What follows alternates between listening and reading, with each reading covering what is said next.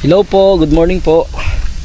Nandito po tayo sa San Pascual, Batangas. At tayo po ay may bibisitahing mais. Mais po na kung tawagin nila ay Japanese White. So, may nakapagturo po sa atin yung ating kumpare na may maisan nga raw po ditong malapad. Bali 80 kilos po ang tanim. Napakarami po kung iisipin. At kitang-kita natin ang area yan. Yan pong area. Dami haluang. 80 kilos ang tanim.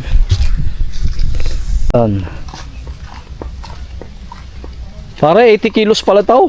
Ha? 80 kilos daw. Oo, hindi ko mo naiintindihan para yan ay. Japanese white yan. Ano ang Japanese white? 5 araw ang pag-itan. Ha? Sabi sa akin, ito daw yung 5 araw, ito naman daw ang pang-abantay. Tama sabi niya eh. Ayun, 5 araw pag-ita. Ako hindi na tumandas pag mamais.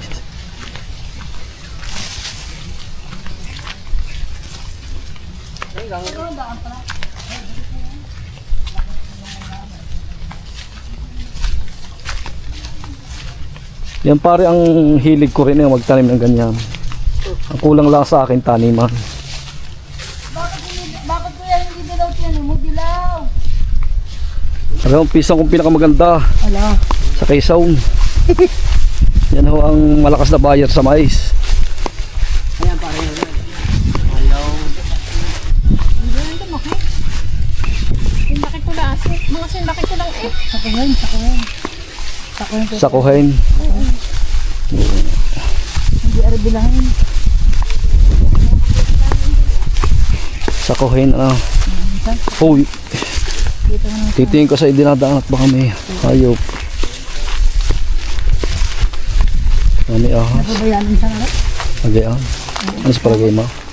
Ari sa lawak na ari. Hindi maganda. Hindi. Ari sa totoo lang ay ang base ko din eh. Ari kibak. Ari gumaling na ang makabetching ko sa ako. Hanggang 30. Okay. Gawa ng ano? Ito ang pita sign. Ito. Oo yan. Medyo bilangin pala. Yan po Japanese white. Yung lawak na yan. Medyo may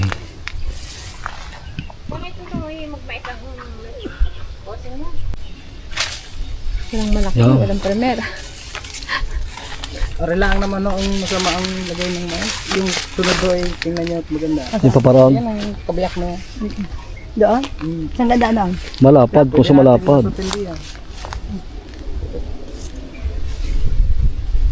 Okay. Alay, kahit may hanggang... Diyan ka muna nila. Ano nga ang variety yan? Ano yan? Yung... Aklas. Aklas yan? Ba't mga bilog, parang bilog ang butil ano ha?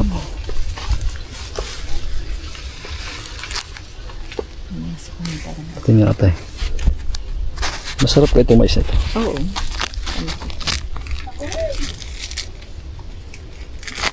Japanese white. Yay, pag may kubra di yan.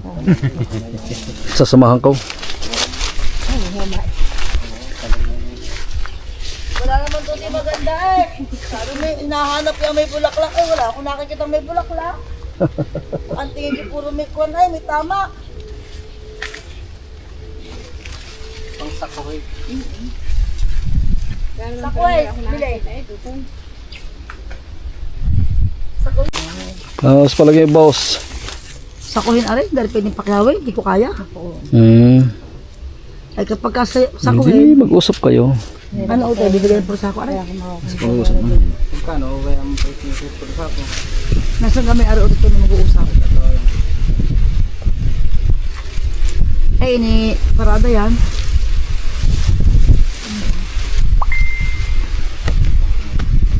Parada kailangan yan.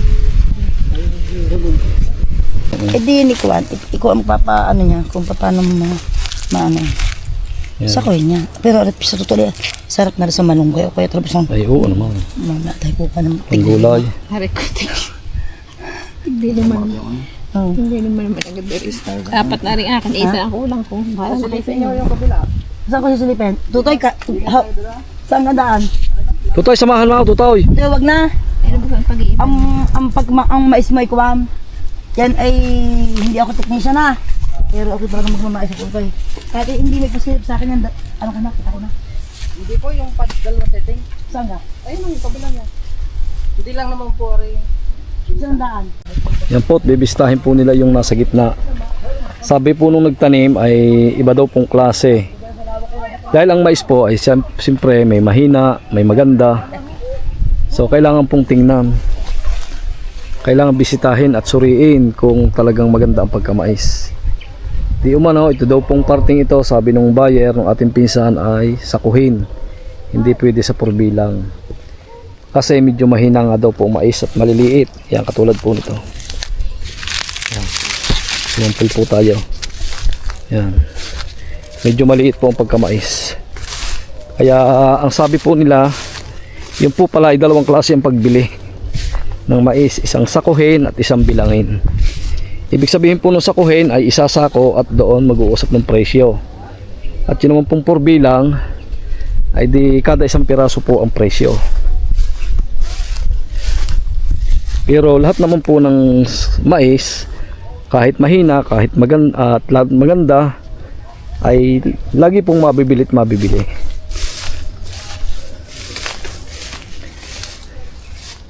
Paray! Saan dumaan? Saan dumaan? Takot takot sa ahas.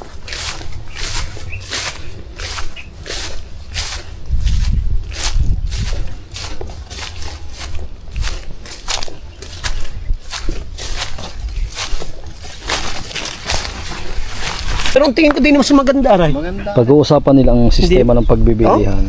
Maganda nga rin. Ano?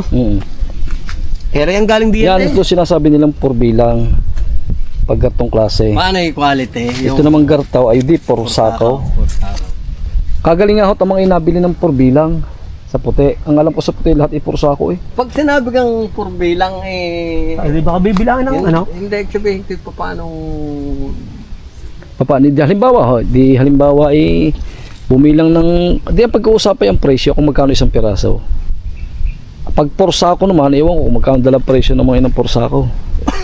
purbilang pala ang pag-uusapan. Halimbawa ho, at natakboy kumbaga 5 piso. 5 pisa, gaya. Halimbawa, O gayon. 10, halimbawa. Yun. Kaya rin, ano, kung sa ano, isang araw lang, dalawang araw lang, ano yun na, at pwede na yan. Ito mag-aray. Kaya, Ito mga magagandang puso nga. Yun ang sabi. Siguro yun yan, no? Ha? Napakda ng ulan. Yun ang sabi, yun daw ang Aray na mga sagana sa tubig. Ito mo, Magaganda nga, magaganda nga. Maganda ang fishing na rin, Ay nako, hindi mas pag ano, magkasundula sila. Ay hindi mas pag ano, kulang na kulang pa isa di yan. Naman. Ay abot ho yan ang pampanga ng pamimili. Ay, yung paglusong, yung paglusong pa doon sa Oo, manggahan. lahatin ho yan yan. Ang sabi sa akin, 12 hektare yung maisan Kulang na kulang ho hindi yan. Naku nga. Maganda ang... Ito ngayon hadaanan nating tinulungan din. Maganda ang pagkaubis ng puso. Ano? Oo. Ay, mas maganda ito kaysa dun sa... Mahaba. Baka naman pagka halimbawa umawag ako ng kamuting hanggang mga 20 sakoy, baka hindi ako na.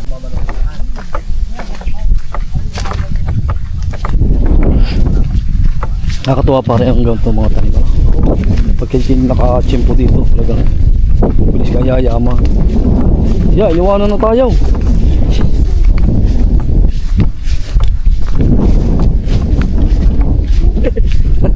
Yo, buyer. Malis na. Tara, oy! Nandun na! Sarunay! Now! Sarunay! Wala ko sasakyan papunta. Wala, hindi ko dala sasakyan ko. Pupunta po tayo sa isang partida. Atin pong bibistahin. Ito po nagtanim kuya. Ilang kilong tanim mo yan? 80 kilos. Wow! Talagang tunay nga pala. Ilang kaya ang piraso ang sa estimate dyan?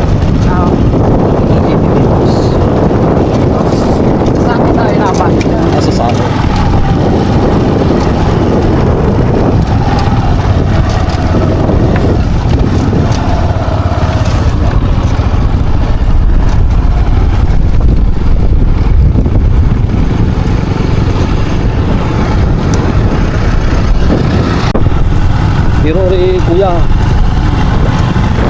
mahirap pumahat na isang bayan, ano yung lalahatin na rin. Oo. Maayos ang bayan na yun eh. Kulang, hindi yan. Sadya magmamais yan. Ngayon, tanim pa namin papaya yan. Hindi. Kasi yung bayan dito. Wala pa.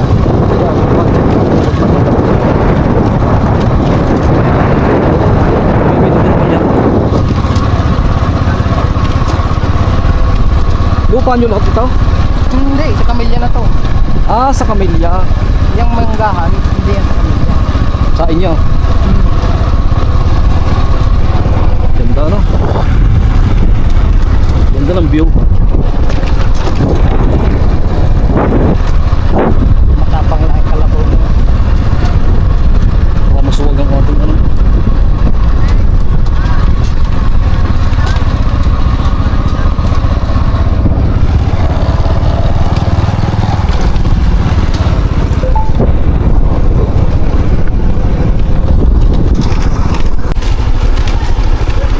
Hindi ako makapag-walk dito.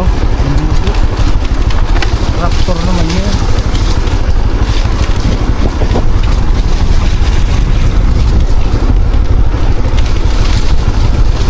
Ah, are.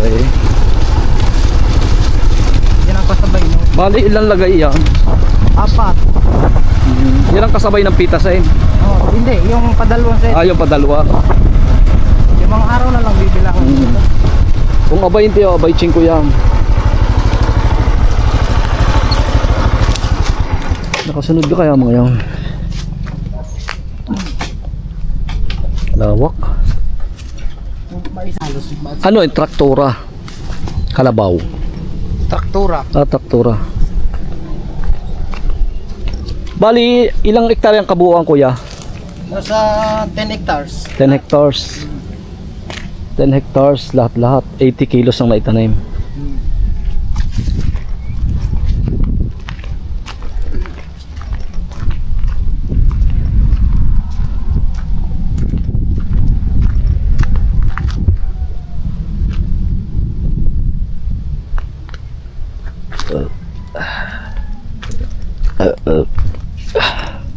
Malalaki yata to.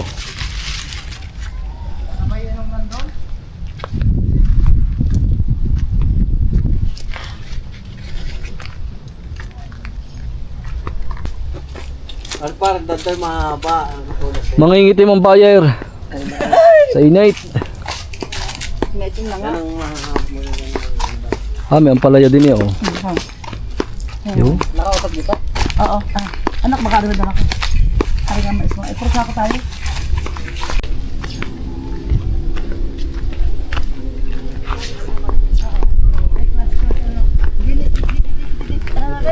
Okay, dili na namin, taray.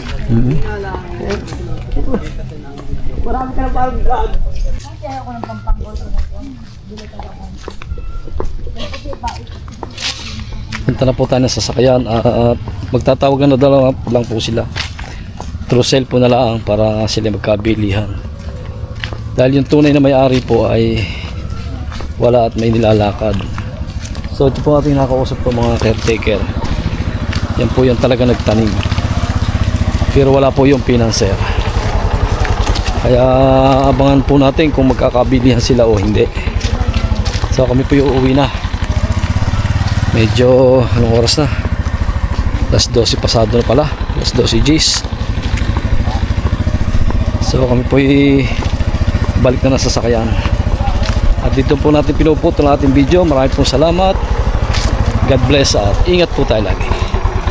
Bye bye po.